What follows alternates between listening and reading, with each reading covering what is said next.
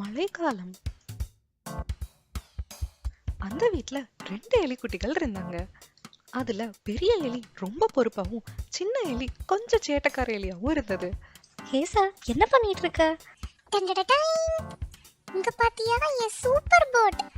வெளியே நல்ல மழை பெய்யுதுல, நான் நனைஞ்சிட்டே போய் போட் ஓட போறேன்.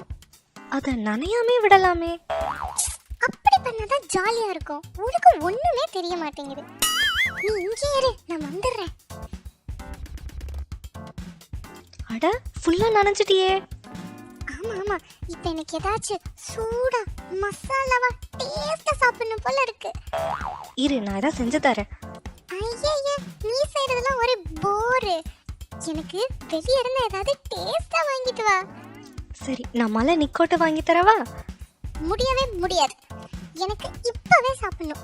அங்க வெளியே ஒரு பானிபூரி கடை பார்த்தேன். நான் அங்கேயே போய் சாப்பிட்டுக்கிறேன். Tata bye. அட நில்லு ஹேசா, அதெல்லாம் உடம்புக்கு நல்லதே கிடையாது.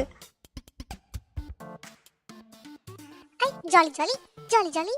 இன்னைக்கு மழை பெய்யறனால ஸ்கூல் லீவ் விட்டாங்களே. ஆனா உனக்கு வீட்ல போர் அடிக்குமே. எனக்கு கிச்சன்ல ஹெல்ப் பண்றியா? ஐயே, அதை விட போர் அடிக்கும். நான் போய் டிவியே பார்க்கறேன். ஹேசா, எவ்வளோ நேரம் டிவி பாப்ப? வேற ஏதாவது பண்ணலாம்ல. புதுசா ஏதாவது கேம் விளையாடுவோமா? ஆனா எனக்கு டிவி பார்க்க தான் பிடிச்சிருக்கே. இன்னும் கொஞ்ச நேரம் பார்த்துக்கிறேனே. நீ அதை மட்டும் தானே காலையில இருந்து பண்ணிட்டு இருக்க. ஐடியா. வெளியே ஜோனு மழை பெய்யுதுல, நான் கொஞ்ச நேரம் மலையில ஆடிட்டு வரேன். நீ எனக்கு பிடிச்ச அந்த நூடுல்ஸை சுட சுட பண்ணி வச்சிரு. நான் இந்த வந்துடுறேன். அடடா, இவ சேட்டை தாங்க முடியல.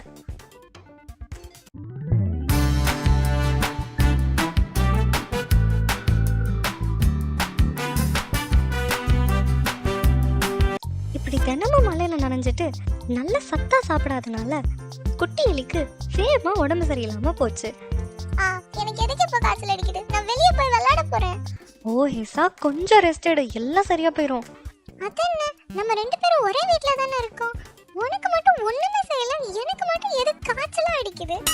நான் ஃபுல் டே டிவி பார்க்காம ஏதாவது வேலை செஞ்சு மலையில நனையாம சத்தா சாப்பிட்டேன். நீங்க என்ன பண்ணீங்க? அப்ப நானும் ஒன்ன மாதிரி பண்ணா எனக்கும் காய்ச்சல் வராதா?